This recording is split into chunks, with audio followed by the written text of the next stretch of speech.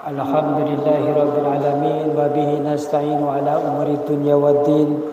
Wassalatu wassalamu ala asyrafil anbiya'i wal mursalin sayyidina wa maulana Muhammadin wa ala alihi wa sahbihi ajma'in, amma ba'd. Qala Allah ta'ala fil Qur'anil Karim, a'udzu billahi minasy syaithanir rajim. Bismillahirrahmanirrahim. Law anzalna hadzal Qur'an 'ala jabalin la ra'aitahu khashi'an mutasaddian min khasyatillah wa tilkal amsal nadribuha lin-nasi la'allahum yatafakkarun. Wa qala an-nabiy sallallahu alaihi wasallam, as-salatu imaduddin, faman aqamaha faqad aqamaddin wa man tarakaha faqad hadamaddin. Shadaqallahu alazim. Para jemaah, bapak-bapak, ibu-ibu yang dirahmati oleh Allah Subhanahu wa taala, bersyukur kita pada malam hari ini kita masuk kepada malam yang keberapa, Bu? Ke-9. Insyaallah 21 hari lagi kita lebaran. Dan kita berdoa mudah-mudahan seluruh amalan kita, puasa kita, tarawih kita, dan amalan apa saja yang telah kita lakukan akan diterima oleh Allah Subhanahu wa taala. Bapak Ibu yang saya hormati,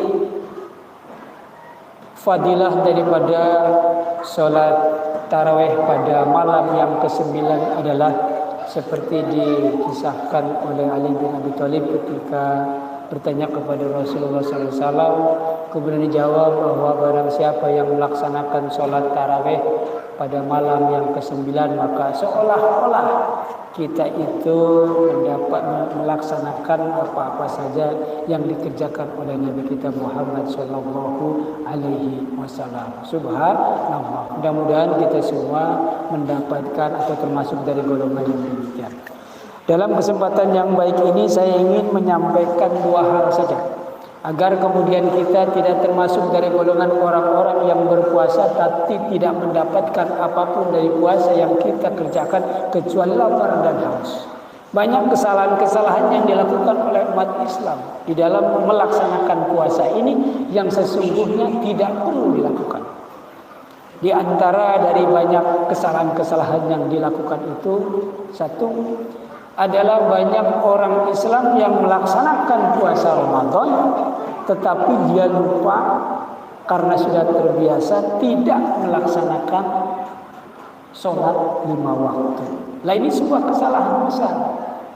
Karena sholat itu adalah merupakan tiang agama, maka kemudian ada sebuah pendapat yang mengatakan bahwa sekalipun dia berpuasa bulan suci Ramadan tetapi tidak melaksanakan sholat, maka puasanya itu tidak akan diterima oleh Allah Subhanahu wa taala. Kenapa demikian? Ini ada sebuah hadis Nabi Muhammad SAW. Bismillahirrahmanirrahim.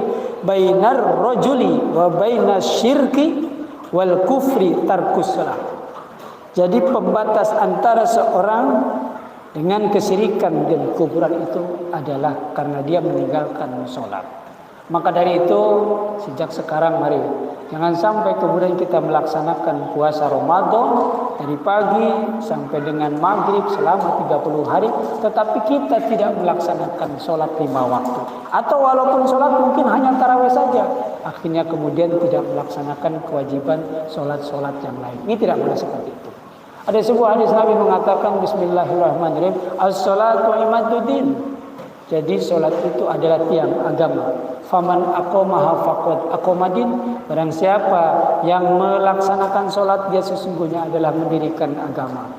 Dan faman tarakaha faqad hadamaddin. Barang siapa yang kemudian meninggalkan sholat, sesungguhnya dia adalah merobohkan agama.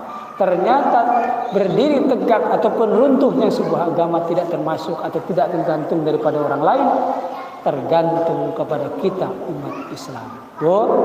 Barangkali mungkin suami kita, ada anak-anak kita, ada yang lalai kemudian melaksanakan ibadah puasa selama ini, tetapi dia tidak melaksanakan sholat, maka kemudian ditegur karena itu berbahaya terhadap amalan puasa yang dia kerjakan tidak akan diterima oleh Allah Subhanahu wa taala. Yang kedua, ada juga kemudian orang yang rajin banget selama bulan suci Ramadan itu.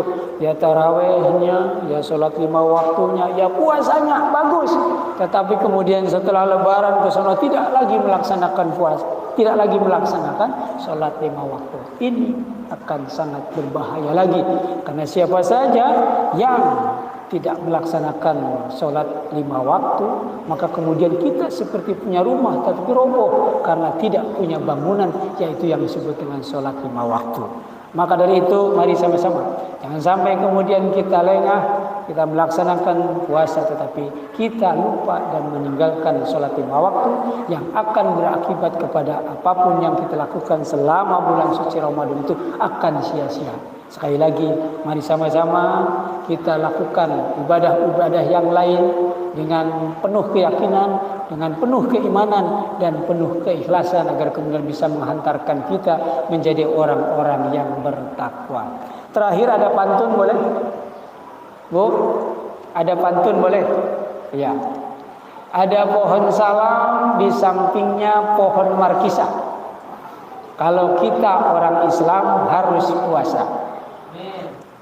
Ada markisa, kemudian dibikin jus sama ibu welas, kemudian diminum pada waktu berbuka sampai habis 2 gelas.